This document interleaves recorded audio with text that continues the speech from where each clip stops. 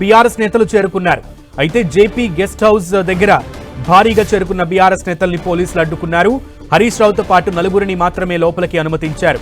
ఈ క్రమంలో కాసేపు అక్కడ ఉద్రిక్తత పరిస్థితి నెలకొంది.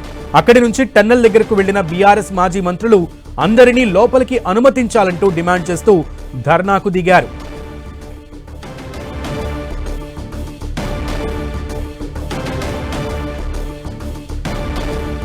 ఎస్ఎల్బీసీ టన్నెల్లో రెస్క్యూ ఆపరేషన్ కొనసాగుతుండగా ఎస్ఎల్బీసీ టన్నెల్ బయట ఉద్రిక్తత పరిస్థితి నెలకొంది. దానికి కారణం ఏంటి, ప్రజెంట్ అక్కడ సిచ్యువేషన్ ఎలా ఉంది అనే దానికి సంబంధించి పూర్తి సమాచారం మా ప్రతినిధి రాఘవేంద్ర అందిస్తారు.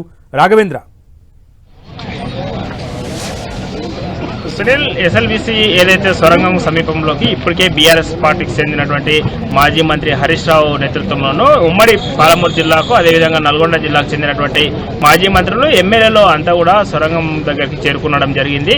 అయితే ఓవైపు సొరంగంలో ఏదైతే టన్నెల్ లోపల పూర్తి స్థాయిలోనూ రెస్క్యూ ఆపరేషన్ కొనసాగుతుండగా ఏదైతే జేపీ కన్స్ట్రక్షన్ గెస్ట్ హౌస్ సమీపంలోనూ ఒక ఉధృత వాతావరణం అయితే నెలకొన్నదని కూడా చెప్పవచ్చు. ఏదైతే బీఆర్ఎస్ పార్టీకి చెందినటువంటి ఈ రెండు జిల్లాలకు సంబంధించినటువంటి నేతలని అందరినీ కూడా ఏదైతే సొరంగం సమీపం దగ్గరికి అనుమతి ఇవ్వాలని చెప్పేసి ఈ హరీష్ రావు అడగడం జరిగింది. దీనికి పోలీసులు కొంతమందికి మాత్రమే అనుమతి ఉంటుంది, 4-5 మందికి మించి వెళ్ళడానికి అవకాశం లేదు. కింద ఏదైతే రెస్క్యూ ఆపరేషన్ కొనసాగుతుంది, ఈ సమయంలో అక్కడికి అందరూ వెళ్ళడం వల్ల డిస్టర్బెన్స్ అవుతుందని చెప్పేసి ముందుగానే చెప్పడం జరిగింది. అదే ఈ క్రమంలోనూ ఏదైతే హరీష్ రావుతో పాటు మాజీ మంత్రులు అదేవిధంగా ఇటు నల్గొండ జిల్లాకు సంబంధించినటువంటి ఇద్దరు, మహబూబాబాద్ జిల్లాకు సంబంధించినటువంటి ఇద్దరు నేతలను కిందికి వెళ్ళడం జరిగింది. మిగతా వాళ్ళందరూ కూడా ఏదైతే ఈ గెస్ట్ హౌస్ పక్కనే ఉన్నటువంటి జేపీ గెస్ట్ హౌస్ సమీపంలోనూ ధర్నాకు దిగడం జరిగింది. పెద్ద ఎత్తున కూడా కొంతసేపు ధర్నా చేశారు. వెంటనే వాళ్ళందరూ కూడా పోలీసులు సముదాయించి చెప్పడంతో వాళ్ళు అక్కడి నుంచి పక్కకు రావడం కూడా జరిగింది. లోపలికైతే సొరంగం ప్రాంగణం దగ్గరికి అయితే ఇప్పటికే హరీష్ రావు చేరుకోవడం జరిగింది. అక్కడ సొరంగంలో జరిగినటువంటి ఏదైతే కుప్పకూలినటువంటి టన్నెల్ని పరిశీలిస్తున్నట్టు కూడా తెలుస్తుంది. ఎస్ రాఘవేంద్ర, అయితే ఈ రోజు అంటే నిన్న మంత్రి ఉత్తమ్ కుమార్ రెడ్డి టన్నెల్కి సంబంధించి ఆపరేషన్ తొందరలోనే ముగుస్తుందన్నారు. అలాంటి పరిస్థితులు కనబడుతున్నాయి అక్కడ సింపుల్ గా. అయితే నిన్న మంత్రి ఉత్తమ్ కుమార్ రెడ్డి ప్రకటన చేశాడు. 1-2 రోజుల్లో పూర్తి స్థాయిలో అక్కడ ఉన్నటువంటి నీటిని మట్టిని పూర్తి స్థాయిలో తొలగించి రెస్క్యూ ఆపరేషన్ వేగవంతంగా చర్యలు చేపడతామని చెప్పడం జరిగింది.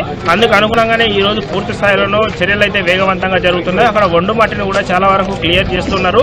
ఇప్పటికే రెస్క్యూ టీమ్ ఏదైతే ఉందో అక్కడ 0 పాయింట్ దగ్గరికి చేరుకున్నది. ఎక్కడైతే కరెక్ట్ గా ఎగ్జాక్ట్లీగా జరిగినటువంటి సంఘటన ప్లేస్ కి ఇప్పటికే చేరుకోవడం జరిగింది. అక్కడ పెద్ద ఎత్తున కూడా రెస్క్యూ ఆపరేషన్ 4 బృందాలంతా కూడా విస్తృతంగా రెస్క్యూ ఆపరేషన్ లో పాల్గొన్నవి. అక్కడ ఉన్నటువంటి బురదను నీటిని కన్వీనర్ బెల్ట్ సహాయంతో పూర్తిగా బయటికి పంపుతున్నటువంటి పరిస్థితి అయితే కనిపిస్తుంది.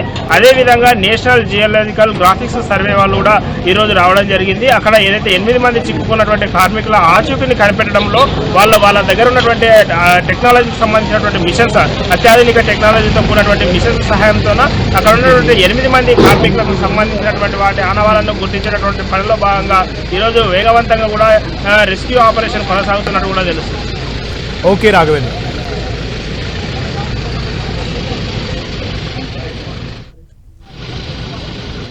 ప్రభుత్వంలో కదలికి ఇప్పటికీ